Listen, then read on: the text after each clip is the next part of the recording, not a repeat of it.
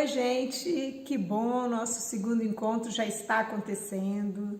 Então hoje nós vamos nos aprofundar um pouco mais na literatura brasileira, tão importante aí para a nossa prova do Enem, que já se aproxima. E com um tema muito especial, hoje nós vamos falar das mulheres ao longo dos séculos. Como a mulher brasileira foi tratada na literatura? Qual a visão dos nossos autores, dos nossos artistas, em cada movimento literário, acerca dessa figura tão importante na sociedade, que é a mulher. Então, nós já temos aqui na nossa primeira tela essa diversidade do perfil feminino.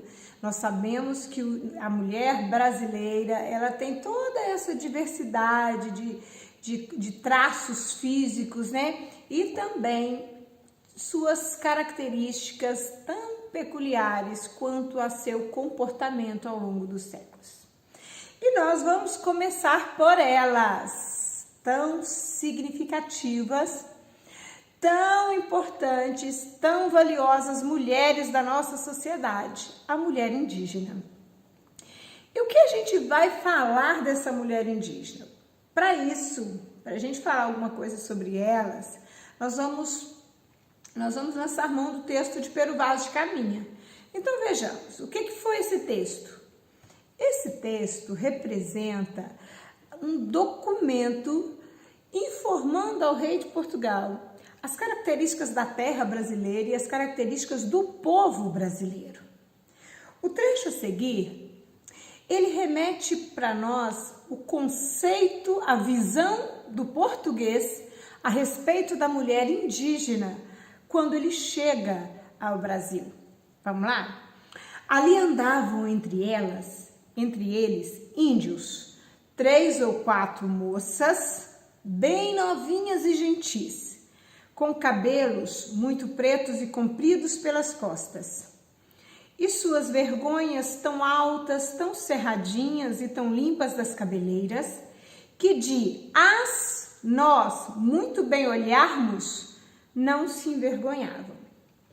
Então nós vamos falar dessa cordialidade com que a mulher indígena é descrita aqui por Pero Vaz de Caminha, quando ele diz assim: bem novinhas e gentis.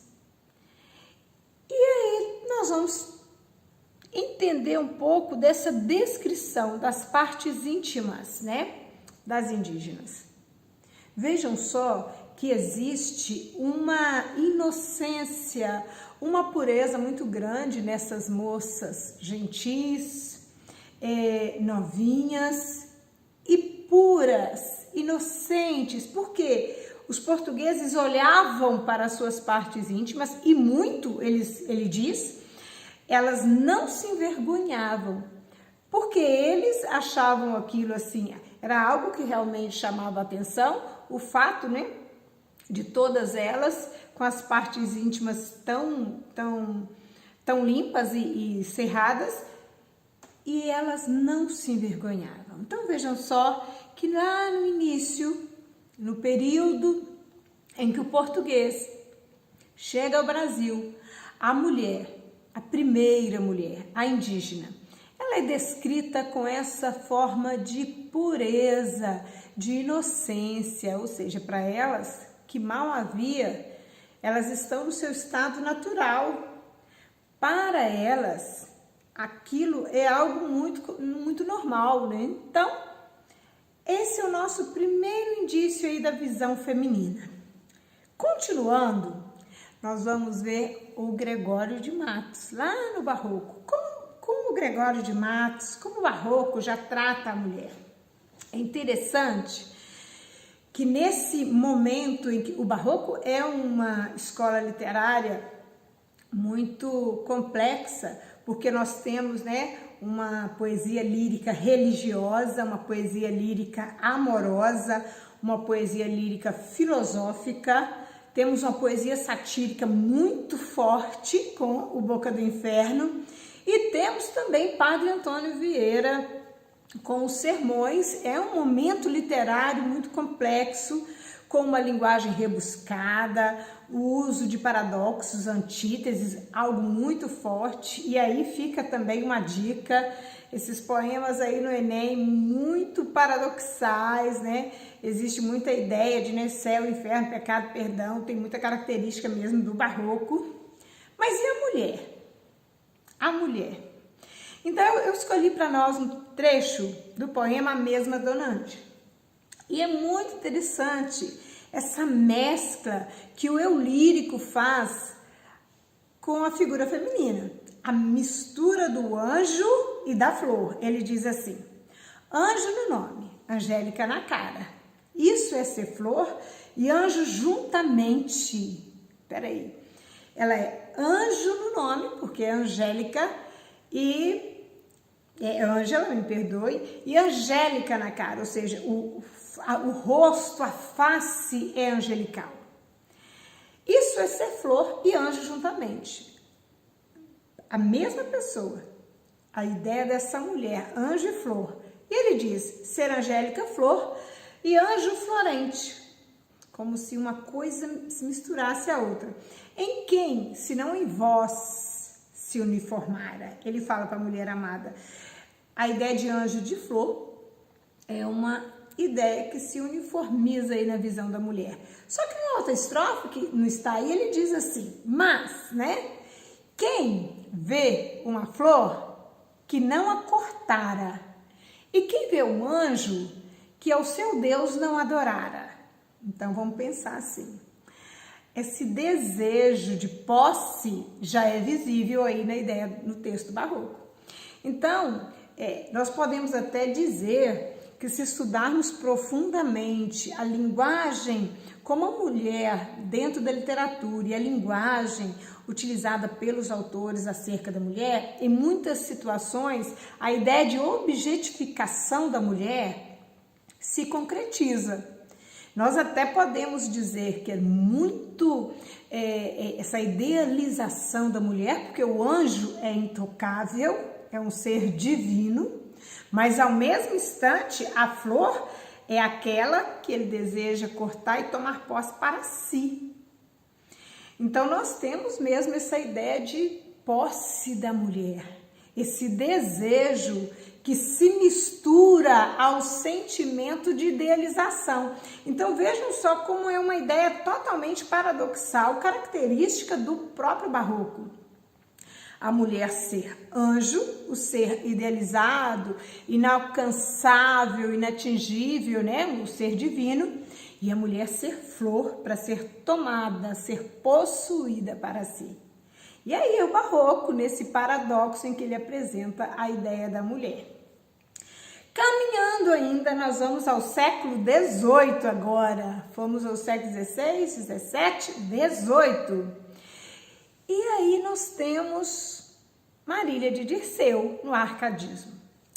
O Dirceu é aquele que falou assim: eu, Marília, não sou algum vaqueiro que viva de guardar alheio gado, de tosco trato e de expressões grosseiro.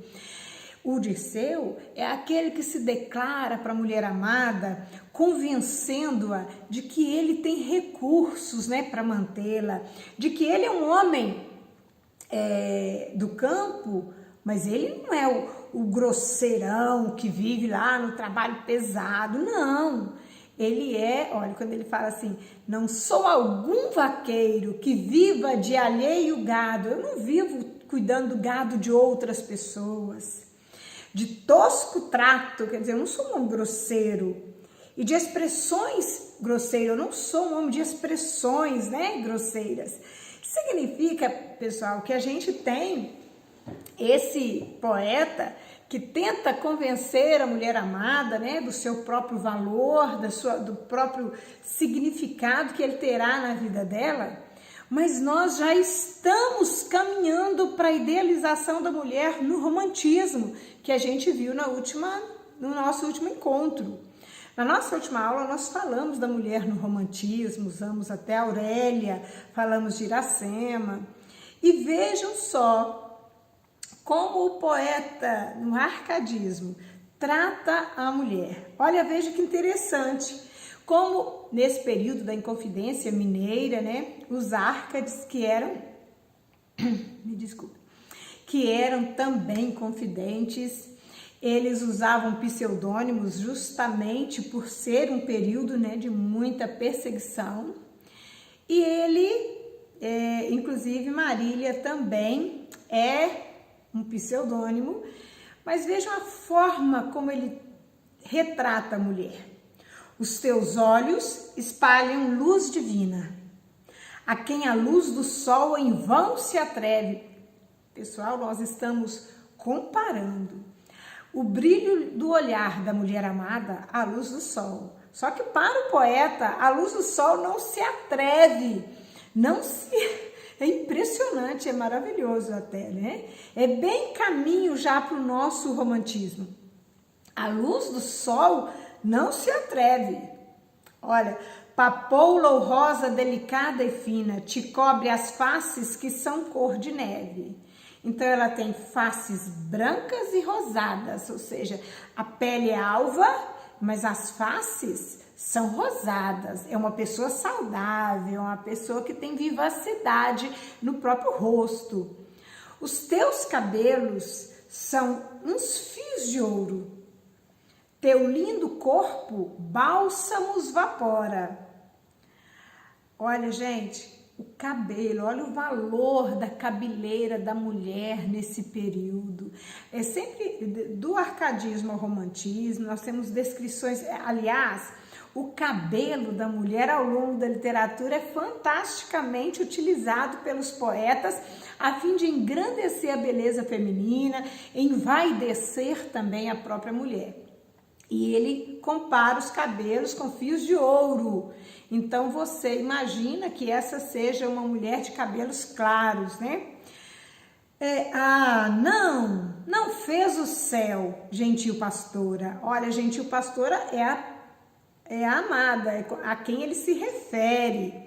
Isso nós temos na literatura uma apóstrofe, uma figura de linguagem, que lá na nossa aula de gramática a gente chama de vocativo, né? Ele fala com ela, ele está falando com a mulher amada. Ele disse: não fez o céu, gentil pastora, para a glória de amor igual tesouro.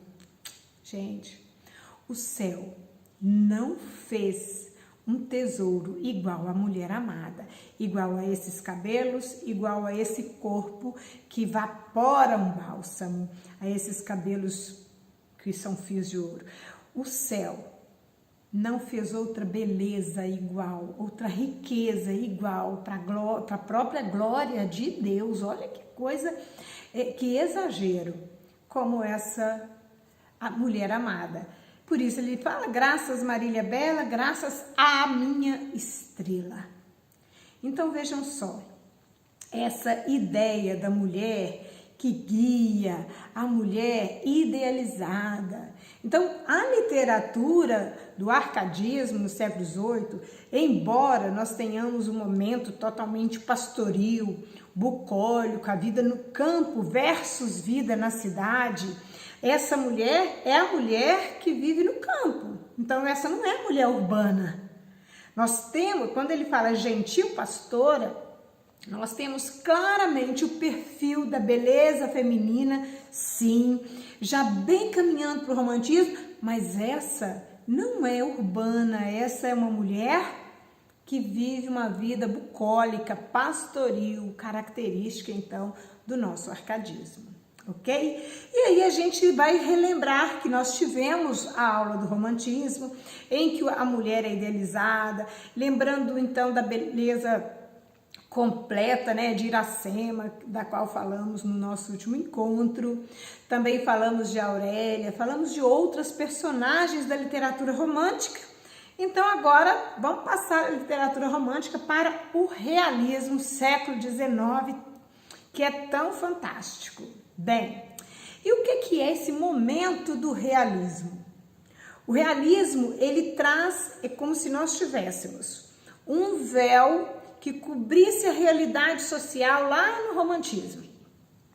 E esse véu que cobre a realidade social, ele idealizou a mulher, idealizou a sociedade, idealizou o índio, exaltou exageradamente a beleza da mulher, do índio, da natureza, do amor.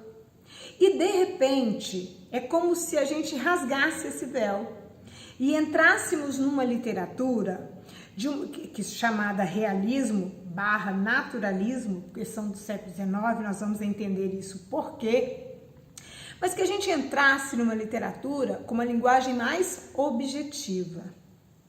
E a literatura, a gente chama o realismo de momento literário em que o ser humano ele é analisado na sua complexidade. Algo fantástico que Machado de Assis traduz nas suas obras para nós é que ninguém é completamente bom nem completamente ruim. Por mais que nós entendamos e amemos alguém, essa pessoa vai ter características negativas. Por mais que não gostemos de alguém, essa pessoa também tem características positivas. A complexidade do ser humano na análise psicológica do ser é fantástica dentro da literatura realista. E a mulher dentro do realismo, ela é tratada de forma não só mais objetiva, mas mais palpável. Por exemplo, é a mulher que já tem atitude, é uma mulher que tem sonhos, é uma mulher que tem desejos, é uma mulher que não se limita tanto quanto lá no romantismo, na ideia total da submissão, da perfeição moral, né, do romantismo. Essa perfeição moral, essa perfeição ética, a gente agora coloca isso mais em pauta e em dúvida em muitas circunstâncias, em muitas vezes, como na obra Cartomante, porque nós temos narrações de adultérios, e aí começa com uma apresentação das relações amorosas mais reais. Então, aquele amor lá do romantismo, em que a gente entendia assim, se não pode viver feliz para sempre, a personagem principal, né, ou a heroína morre porque, como aconteceu em Lucila, porque assim a gente entende que a sociedade, que o perfil do padrão social não se perdeu. Então, aqui nós temos uma visão diferente disso tudo. Essa mulher, vamos usar primeiro Capitu. E Capitu é uma personagem intrigante aí várias vezes. Eu já li o livro 12 vezes. E assim, eu confesso que a primeira leitura que eu fiz do livro, gente, isso há muito tempo, quando eu estava na faculdade, no curso de letras, eu fiz a primeira leitura e cheguei para o meu professor de literatura e falei com ele assim, professor, era professor Lacerda, maravilhoso professor. E ele disse assim, eu falei, professor, a Capitu traiu o Bentinho. Aí ele disse, Valéria, leia novamente o livro. E eu li. Quando eu fiz uma nova leitura do livro e passei a entender a personagem Bentinho, como, né? Ele era o narrador, personagem, e todo o texto está na visão de Bentinho. Então eu passei a entender mais as características de Bentinho, de Capitu, e eu gosto muito até de falar de um trecho em que o Bentinho fala, né, na hora que o Escobar, que era o possível amante na cabeça de Bentinho, Capitu o traiu com o Escobar. Então quando o Escobar morre, no dia do velório, a Capitu chega assim perto do caixão, aí o Bentinho descreve assim, que ela olhou tão fixamente para o defunto, como se quisesse tragá-lo para dentro de si, que uma lágrima ali rolou. E aí eu fiquei pensando, puxa vida, mas estava todo mundo chorando no velório, tem gente que chora, né? Até sem conhecer quem está ali. Ela anteriormente estava consolando a viúva. E o Escobar era um amigo muito próximo, eles eram duas famílias muito amigas, muito próximas. E se todo mundo chorava quando ela chega, quando ele olha para ela, ele imagina que ela esteja chorando que ela esteja olhando para ele com olhos de viúva. Então, na verdade, a gente fica entendendo que tipo de ser humano, né? Que tipo de autoestima também tinha o Bentinho. Mas, olha o que o texto aí diz.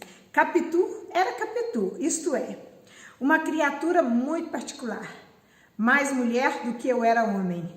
Era também mais curiosa, as curiosidades. Capitu era realmente a personagem instigadora.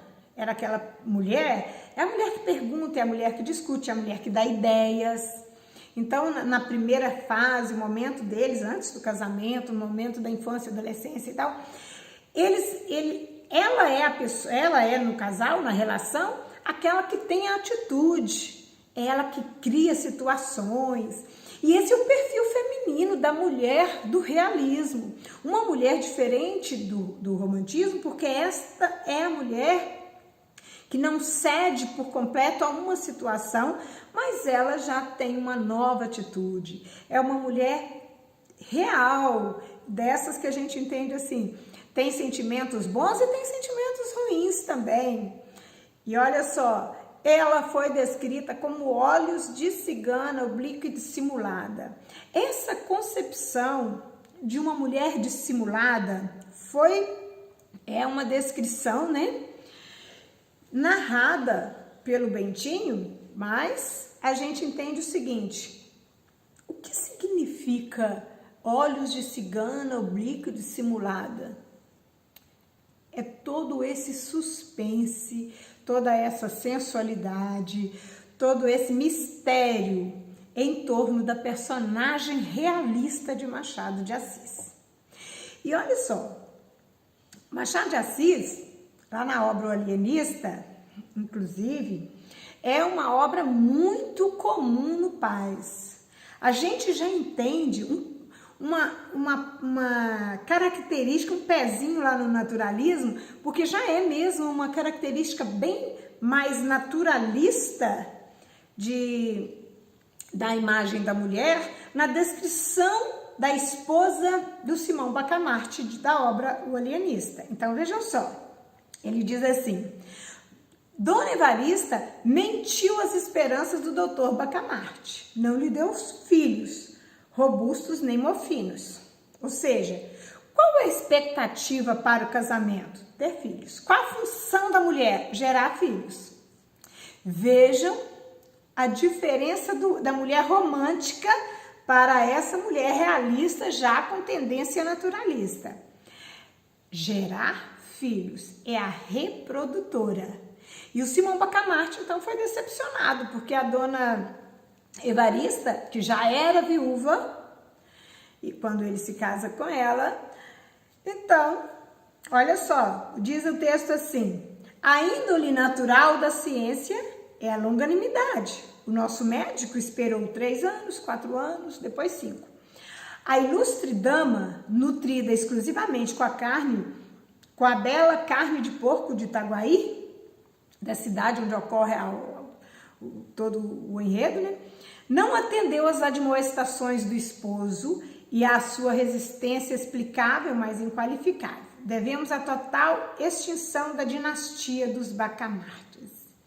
Vejam só que eu gostaria muito que vocês entendessem assim, já mudamos o padrão feminino por completo quando entendemos a mulher como a reprodutora.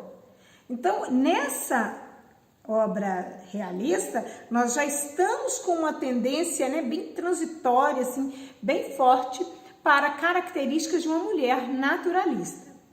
Mas interessante que eu coloquei aqui um trecho, gente, que eu tirei até de uma prova do Enem. Esse trecho da prova do Enem é fantástico para que a gente entenda a relação entre a mulher romântica e a mulher realista. Vejam só. Machado de Assis, ele é quem fala, esse é um trecho de Memórias Póstumas de Brás Cubas, ele está falando de uma personagem da obra, que é a Marcela, e ele diz assim: naquele tempo, olha a descrição da mulher, contava apenas uns 15 ou 16 anos. Era talvez a mais atrevida criatura da nossa raça e com certeza a mais voluntariosa, ou seja, a mais cheia de vontades.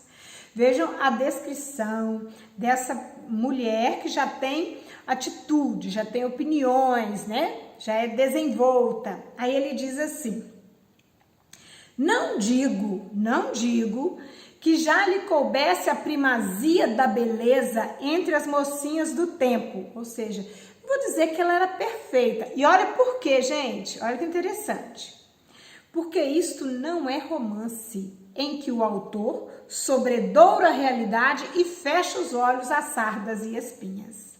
Esse romance que diz aqui significa: esta não é uma obra do romantismo, em que o autor fecha os olhos para as questões físicas, porque as espinhas e as sardas são da idade, são características de uma mulher, estão presentes na mulher, não tem como esconder, não tem como fingir que elas não existem. Então, olha que legal. Mas ele diz assim, e a questão lá na prova do Enem foi justamente isso. Machado de Assis estava se referindo realmente de uma forma crítica às características do romantismo. Então, olha, não digo que já lhe coubesse a primazia da beleza entre as mocinhas do tempo. Por quê? Porque isso não é romance em que o autor sobredoura, né, ou coloca em relevância, desconsidera de forma relevante a realidade e fecha os olhos às sardas e espinhas. Mas também, eu não digo que lhe maculasse o rosto nenhuma sarda ou espinha, não. Quer dizer, eu não estou falando que ela tinha espinha, não, só estou falando que isso não é uma obra do romantismo, é realismo. E ele diz, ela era bonita, fresca, saía das mãos da natureza, cheia daquele feitiço precário e eterno, que o indivíduo passa a outro indivíduo para os fins secretos da criação. Vejam o aspecto de sensualidade que começa a sexualizar a figura feminina. Por isso nós temos essa diferença da visão da mulher ao longo dos séculos. Bem, e aí a gente vai partir então, fechando o nosso estudo da visão da imagem da mulher, nós vamos fechar com o naturalismo. Gente, olha só. Isso aqui é o cortiço e eu gostaria que vocês, assim, dessem uma boa olhada nessa imagem, porque ali está a personagem que nós vamos tratar com muita relevância aqui, que é a Rita Baiana. Então, vejam bem. No naturalismo, a mulher é apresentada de uma forma bem real. Mas nós vamos considerar que o realismo e o naturalismo, embora no mesmo século, em 1881, duas obras foram introduzidas na literatura brasileira, uma realista e uma naturalista, e a gente tem duas escolas literárias que ocorrem simultaneamente. E como diferenciá-las? Enquanto nós temos um perfil mais psicológico lá no realismo, nós temos um perfil mais biológico, patológico no naturalismo. E a mulher, no naturalismo, ela é vista com todas as suas implicações e defeitos, e até mesmo de forma muito exagerada.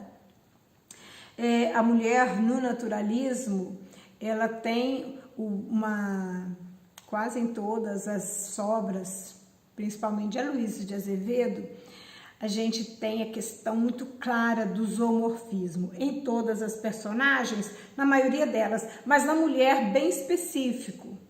E o que é esse zoomorfismo? Zoomorfização.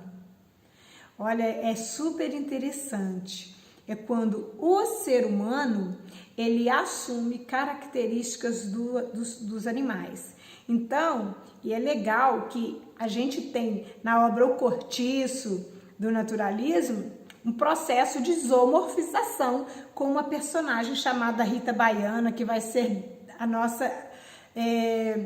o nosso exemplo hoje de mulher do naturalismo. Mas daqui a pouco, quando estudarmos o modernismo, a gente vai entender, por exemplo, na obra Vidas Secas, a gente vai estudar a antropomorfização, ou seja, o animal é que assume características humanas. Aqui, o homem assume características dos animais. O que ocorre aqui, então, com a mulher no naturalismo também. No naturalismo, a mulher é representada de forma real, bem, exagerada psicologicamente e patologicamente. O autor naturalista Aloysio de Azevedo procura destacar o comportamento e o modo de algumas personagens, bem como as condições socioeconômicas do universo feminino do século XIX. Então, quem é a Rita Baiana? A Rita é aquela lavadeira, mas que paga o próprio aluguel, que não vive pelo domínio de um homem, sedutora, é a mulher assim cobiçada, desejada, é a mulata que representa toda essa sensualidade. Mas nós sabemos que existe algo muito forte dentro do naturalismo que a gente não pode desconsiderar, que é o homem produto do meio. Como que funciona isso? O cortiço, o lugar, o ambiente, condiciona o comportamento das personagens. E um exemplo disso é a personagem,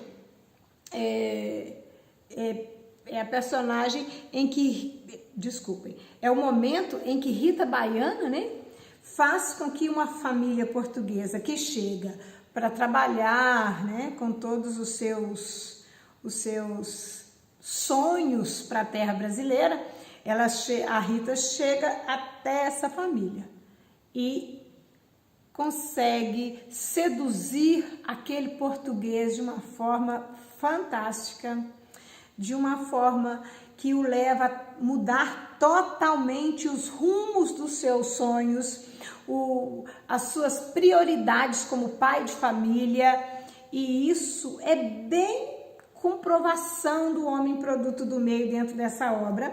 E aí a gente vai ver um pouquinho agora da Rita. Olha só, gente, a Rita. Rita Baiana, que foi trocar o vestido por uma saia, surgir de membros e braços nus para dançar. Olha, ela quis vestir uma roupa decotada e uma saia rodada para dançar, cheios de uma graça irresistível, simples, primitiva, feita toda de pecado, toda do paraíso, com muito de serpente e muito de mulher. E aí tem o zoomorfismo, a ideia dessa mulher serpente, essa mulher que se torna serpente.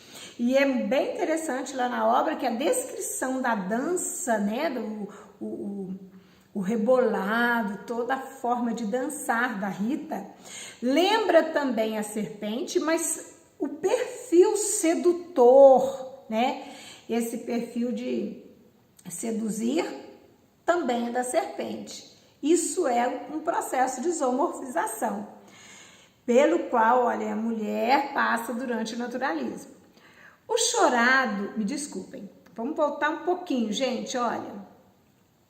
Cheios de uma graça irresistível, simples, primitiva, feita toda de pecado, toda de paraíso, olha toda a sensualidade dela aí, com muito de serpente, muito de mulher, olha a zoomorfização. O chorado, era música, né? Arrastava-os a todos, quer dizer, a música local ali arrastava todo mundo, envolvia todos os moradores, desesperando aos que não sabiam dançar. Mas ninguém como a Rita, só ela. Só aquele demônio tinha o mágico segredo daqueles movimentos de cobra amaldiçoada.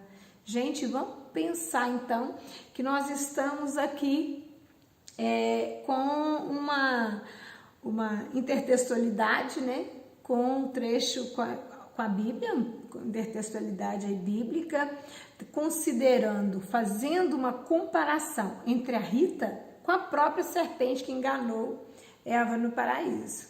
E aí diz assim: só aquele demônio tinha o mágico segredo daqueles movimentos de cobra amaldiçoada, aqueles requebrados que não sabiam ser, sem o cheiro que a mulata voltada de si e sem a voz doce, quebra harmoniosa, arrogante, meiga e suplicante. Vejam a mistura de sensações que a presença da Rita Baiana causa nas pessoas. A mistura de sentimentos antagônicos, né, que essa mulher sensual, essa mulher que respira, que inspira sensualidade, a sexualização da Rita é muito clara ao longo da obra, porque esta visão fica ao longo do naturalismo para a imagem feminina. Então, assim, a gente tem ao longo dos séculos a mulher descrita em diversas formas, mas nós sabemos, né, que cada momento da literatura tem a ver com todo o contexto histórico. Esse momento, então, né, da formação do cortiço, nós temos aí o fim, quando acabam os cortiços, nós temos um período, né, muito complexo, mas a descrição dos cortiços no Rio de Janeiro são descrições dentro do naturalismo muito perfeitas para entendermos como aquele meio social, sem recursos, né, sem infraestrutura, sem qualidade de vida, influenciou na vida das pessoas, no comportamento das pessoas. Então é isso aí, gente. Olha, vamos relembrar um pouquinho. Nós falamos hoje da Índia, lá de Pero Vaz de Caminha, falamos da mulher na visão de Gregório de Matos, falamos da mulher no arcadismo, falamos da mulher no romantismo, no realismo e naturalismo. Então, até o nosso próximo encontro. Fiquem com Deus. Muito obrigada pela atenção de vocês.